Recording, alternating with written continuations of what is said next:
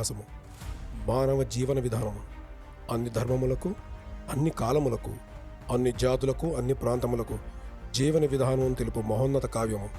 దీనినే పంచమ వేదమని కూడా అంటారు. కలియుగమందలి మానవాళికి సరళముగా, సంపూర్ణముగా, యథార్థ రూపముగా మానవ జీవిత విధానమును, ధర్మ సూక్ష్మములు, ధర్మ మార్గములను, ఆచరణ విధానమును జరిగిన ఇతిహాసం ద్వారా మనకి గ్రంథరూపేణ ద్వాపరయుగం చివరి సమయమున మనకి అందించిన మహర్షి శ్రీకృష్ణ ద్వైపాయనుడు. ఆయన్నే వేదవ్యాసుడని కూడా పిలుస్తాం. ఈ మహాభారతం, భారతం పంచమో వేద, సర్వశ్రుతి సమూహం అనగా 4 వేదాల యొక్క సారం ఇందులో నిక్షిప్తమై ఉన్నది అని అర్థము. అందుకే దీని పంచమ వేదమని కూడా కీర్తించదు. అటువంటి మహాభారత జననము, దాని వృత్తాంతమును వివరించడానికి మేము చేసిన ఈ చిన్ని ప్రయత్నాన్ని ఆదరించగలరని మా విన్నపము.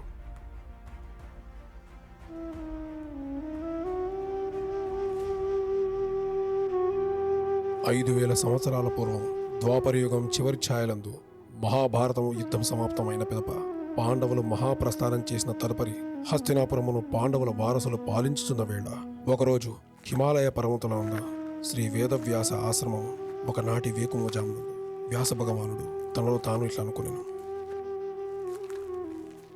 భగవంతుడా, ఏమిటి నా మనసునందు ఈ చింత? కనులు మూసినా తెరిచినా ఏదో తెలియని కలత. ప్రణామము గురుదేవా. నీకు శుభం కలుగుగాక. ఏమిటి నాయనా? గురుదేవా, ఒక చిన్న ప్రశ్న. ఏమిటి నాయనా? గురుదేవా, కొద్ది కాలము నుండి గమనించుచున్నాము. తమరు ఏదో తెలియని దీర్ఘాలోచనలో ఉన్నట్టు అనిపించుచున్నది. ఏల ఈ చింత? ఎందుకీ దిగులు గురుదేవా? నాయనలారా, మీరు గ్రహించినది నిజమే. గత కొద్ది కాలంగా ఏదో వెలితి, తెలియని బాధ, అర్థం కాని ఆవేదన. వేదాంగాల విభజన, బ్రహ్మసూత్రములు, ఉపనిషత్లు, అష్టాదశ పురాణాల లిఖితం అంతయు పూర్తయినది. శ్రీమద్భాగవతం, దేవీ భాగవతం రచన కూడా పూర్తయినది. నా వ్యాస అవతార సార్థకత నెరవేరినది అని భావించుచున్నాను.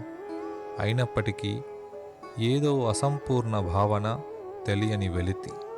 గురుదేవా, ఒక్కసారి మనము నైమిసారణ్యము వెళ్ళి అక్కడ మన మహర్షి బృందమును సంప్రదించి పరిష్కారము కోరదము. నీ ఆలోచన సరైనదే. రేపే మన నైమిషారణ్యం ప్రయాణం.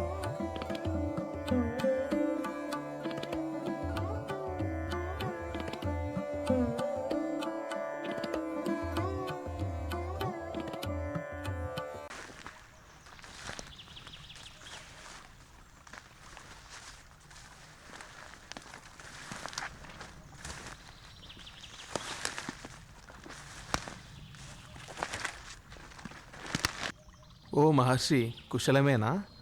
మీ శిష్యులతో కలిసి వచ్చినట్టున్నారు. అంతా కుశలమేనా? మీ దర్శన భాగ్యం కలిగినందుకు చాలా సంతోషంగా ఉంది. ఓ మహాత్మా, తమరి మనసులో ఏదో తెలియని వ్యాకులత, చింత అగుపించుచున్నవి. మీరు కుశలమేనా? కుశలమే మహర్షి. మీరు గ్రహించినది నిజమే.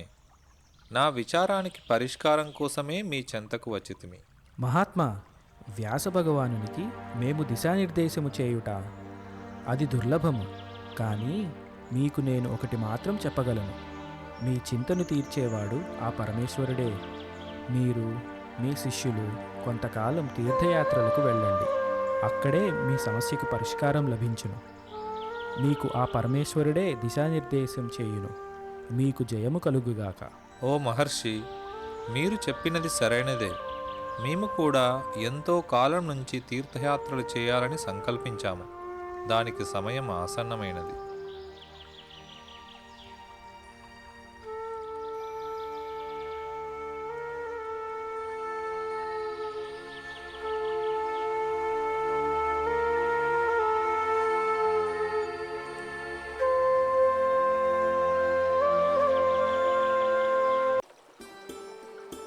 వ్యాసుడు తన శిష్య బృందంతో తీర్థయాత్ర క్షేత్రములు దర్శించుతూ భారతదేశం మొత్తం ప్రయాణించుతూ దక్షిణాపదం నందలి గోదావరి నదీ తీరము చేరును. అక్కడి వాతావరణము, నదీ తీరము, ఆ గాలి, ఆ ప్రకృతిని చూసి భగవానుడు ఎంతో పరవశించెను. నాయనలారా, ఈ ప్రాంతమందు ఆ జగజ్జనని సరస్వతీదేవి ఆలయ స్థాపన చేయాలని సంకల్పించితిని. మీరు విగ్రహ స్థాపనకు తగు సన్నాహాలు మొదలుపెట్టండి.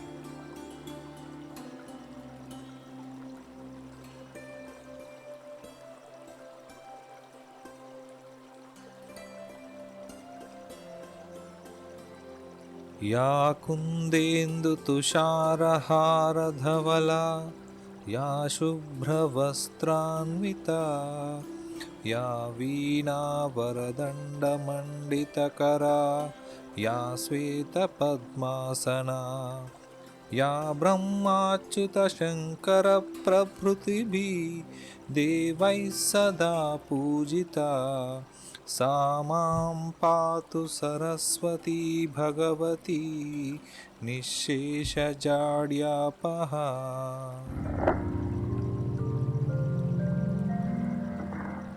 ఓ పుత్రా వ్యాస, నీ స్తుతికి నీ తపమును మెచ్చి నిన్ను చూడాలని వచ్చి తిని. ఏం కావాలో కోరుకోనాయనా. నీ దర్శనమే మహాభాగ్యం తల్లి. అయినా నా మదిలోని కలత నీకు తెలియనిది కాదు కదా జనని. నీ దిగులు నాకు అర్థమైనది. అధైర్యపడకు. నీ తీర్థయాత్ర ఇంతటితో సంపూర్ణము. వెంటనే నీ ఆశ్రమమునకు వెళ్ళి ఆ బ్రహ్మదేవునికై తపము ఓనరించుము. ఆయనే నీకు దిశానిర్దేశం చెయ్యగలరు. నీవు ప్రతిష్ఠించిన ఈ సరస్వతీ ప్రతిమ ఒక మహోన్నత క్షేత్రముగా కలియుగమున వర్ధిల్లును. ఈ దేవాలయము జ్ఞాన సరస్వతిగా విఖ్యాతిగాంచును. ఈ క్షేత్రము విద్యాభ్యాసమునకు ప్రధాన స్థానముగా ప్రసిద్ధి చెందును. ధన్యోస్మి మాత.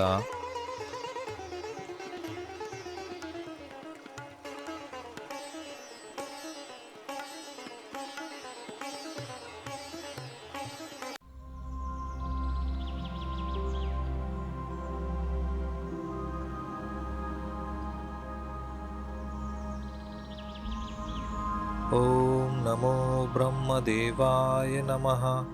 ఓం నమో బ్రహ్మదేవాయ నమః. ఓం నమో బ్రహ్మదేవాయ నమః. ద్వైపాయన, స్వామి, నన్ను కరుణించారా? నా ఈ దీక్ష సుసంపన్నమైనది. నాకు మీరే దిశానిర్దేశం చేయగలరు. నీవు అన్ని కావ్యములు, గ్రంథములు, వేదాంగములు, బ్రహ్మసూత్రములు, ఉపనిషదులు, అష్టాదశ పురాణములు, శ్రీమద్భాగవతము సంపూర్ణముగా కలియుగమందలి మానవాళికి అందించబోతున్నావు. కానీ 4 వేదములు విభజించిన నీవు పంచమ వేదము మరిచితివి. పంచమ వేదమా? అవును.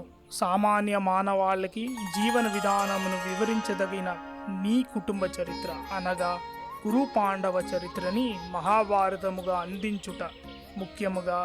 అందులో సాక్షాత్తు భగవాన్ శ్రీకృష్ణుడి భగవద్గీత మానవ కళ్యాణమునకు అందించి దాని గ్రంథ రూపం చెయ్యుట నీ కర్తవ్యము. బ్రహ్మదేవా, నేను అంతటి చరిత్ర రాయగలనా? అంతటి క్లిష్టమైన సంగతులు రచనా సమయాన్ని నేను ఎలా ఛేదించగలను? నీ ఆలోచన అర్థమయ్యింది.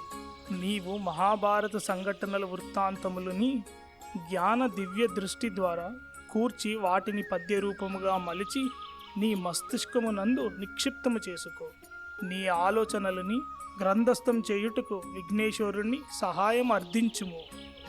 దేవా, ఆది దంపతుల తనయుడు విఘ్నాధిపతి మహాజ్ఞాని ఈ కార్యమునకు సమ్మతించునా? నీవు విఘ్నేశ్వరుణ్ణి స్తుతింపుము. నీకు తప్పకుండా అతనే సహాయం చెయ్యును.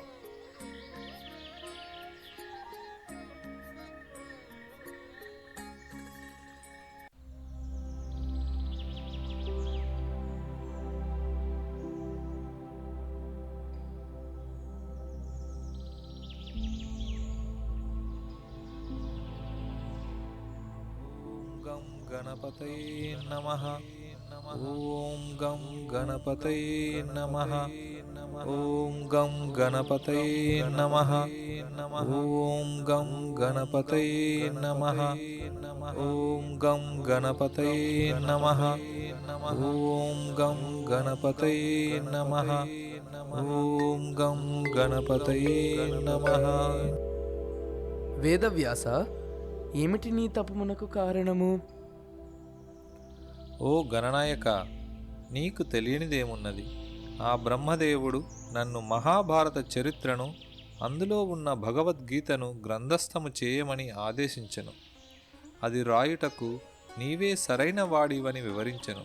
కావున నేను నీ సహాయాన్ని అర్థించుచున్నాను. కృష్ణద్వైపాయన, నీ సంకల్పము అమోఘమైనది. ఇది లోక కళ్యాణము కొరకు చేయు మహాయజ్ఞము. ఈ గ్రంథం రాయుటకు నాకు ఎటువంటి అభ్యంతరము లేదు. కానీ కొన్ని నిబంధనలు. మొదటిది, నేను ఘంటం పట్టి రాయడం ఆరంభించిన తర్వాత ఆపడం ఉండదు. రెండోది, నీవు మనసు యందు ఉన్న సంపుటాన్ని పద్యరూపేణ ఆశువుగా చెప్పిన వెనువెంటనే నేను రాసదను. కానీ నీవు ఎప్పుడైతే ఆపుతావో అక్కడితో నేను రాయడం కూడా ఆపేస్తాను. గణేష, నీవు పెట్టిన నిబంధనలు నాకు సమ్మతమే. కానీ నాది ఒక కోరిక. నీవు చెప్పినట్టే నేను ఆసువుగా పద్యాల సంపుటి చెప్పెదను. కానీ నేను చెప్పే ప్రతి పద్యము అర్థం చేసుకొని వివరణాత్మకంగా ఆలోచించి వ్రాయమని నా ప్రార్థన. ఓ అంతేనా? తప్పకుండా. నీవు చెప్పిన ప్రతి పద్యాన్ని ఆలోచించి దాని భావమును అర్థమును తెలుసుకొని లేఖనం చేసేదను. ధన్యోస్మి స్వామి.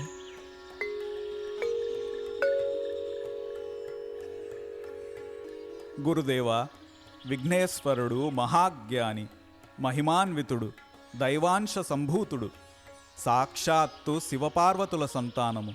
అటువంటి మహాజ్ఞాని ఆగకుండా పద్యము చెప్పాలని కోరగా మీరు ఎలా సమ్మతించితిరి?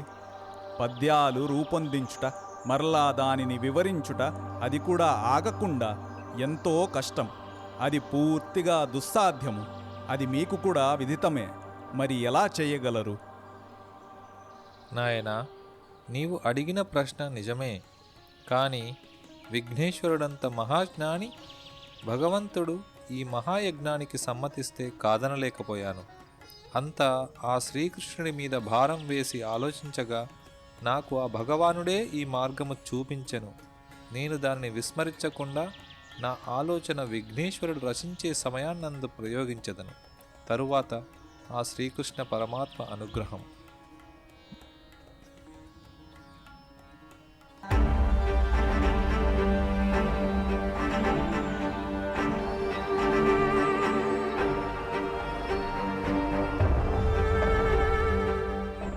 వ్యాస భగవానుడు తపమును ఆచరించి తన మనసునందు మహాభారత యథార్థ ఘట్టములను పొందుపరచసాగిను. ప్రతి సంఘటనను, ప్రతి విషయమును ఒక పద్య రూపమును దాల్చుటకు మనసునందు ఒక విధానమును వ్యాకరణ సూత్రము ద్వారా పద్యరూపాన్ని రూపొందించసాగను. విఘ్నేశ్వరుని మనసెరిగి ఆయన ప్రవర్తన అనుగుణంగా ప్రవర్తించవలసిన విధానమును అనుసరించను.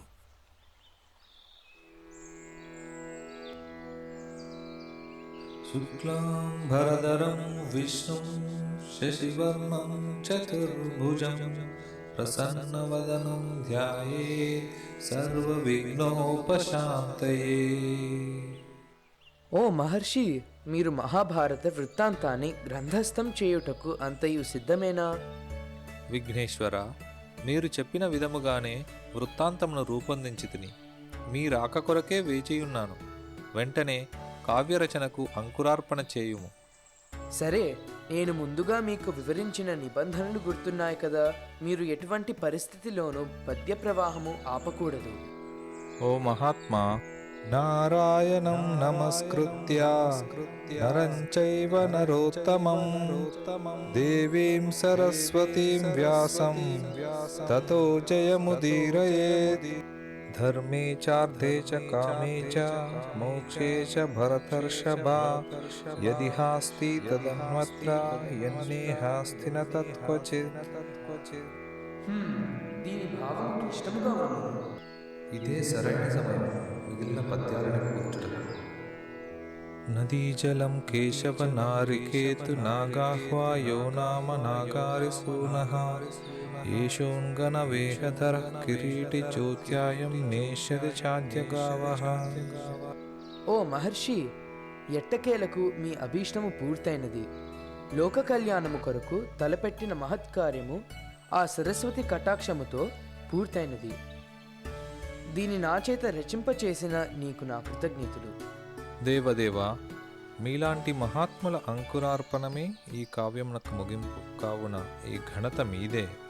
వ్యాస, నేను రచించిన కావ్యమునందలి మూల విషయములు వినగోర్చుచున్నాను. ఇది భావితరాలకు ఎంతో అవసరమైనది. దేవదేవా, మీ ఆజ్ఞ ప్రకారం ఈ గ్రంథములోని వివరాలను తెలియజేస్తాను. ఈ గ్రంథమును 18 పర్వములుగా విభజించితిని. ఇందులో మొత్తము 1,00,000 శ్లోకాలు, 1000 ఉపాఖ్యానములు కలవు. అనగా అనేక పర్వములందు ఎందరో మహర్షులు ధర్మ సూక్ష్మములను, వృత్తాంతములను కురు పాండవులకు, ధృతరాష్ట్ర సంజయులకు వివరించడమైనది. అలా ఈ ఉపాఖ్యానములు పూర్తిగా 76,000 శ్లోకములతో నిండియున్నవి. మిగిలిన 24,000 శ్లోకములు కురు పాండవ వృత్తాంతంతో నిండియున్నవి. నన్ను అప్పుడప్పుడు చిక్కుల్లో పడి వేయుటకు కొన్ని క్లిష్టమైన శ్లోకములు కూర్చినావు. దాని వివరములు చెప్పుము. మహాదేవ, దానినే గ్రంథాగ్రంథులు అందరు. మీరు వచ్చి రచించినప్పటికీ మీరు ఆగకుండా రాసే దానిని సెలవీయగా అది అన్ని వేళలా సాధ్యం కాదు. కాబట్టి మిమ్మల్ని సందిగ్ధమునందు ఉంచి నేను మిగిలిన శ్లోకములు కూర్చితిని. ఇటువంటివి 8,800 శ్లోకములు కలవు. నేటితో నీ అవతార మహత్యము నెరవేరినది.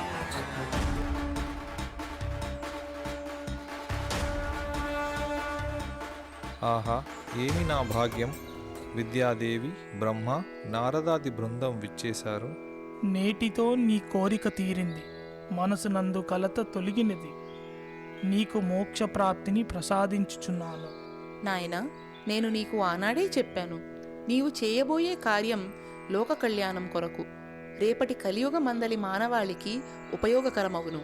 నీకు శుభము కలుగును. ఓ కృష్ణద్వైపాయన, నీ కార్యక్రమం ముగిసినది. ఈ గ్రంథం యొక్క వృత్తాంత ప్రాశస్త్యాన్ని శిష్యకోటికి వివరింపుము. నీవు తపము ఆచరించే సమయము ఆసన్నమైనది. నాయనలారా, నేను రచించిన వేదాంగాలను, ఉపనిషత్ బ్రహ్మసూత్రములు, శ్రీమద్ భాగవతము ఈ ప్రపంచానికి మీరే వివరించాలి. అలాగే ఈ మహాగ్రంథాన్ని అనగా ఈ పంచమ వేదాన్ని మీరే ఈ ప్రపంచానికి వివరించాలి.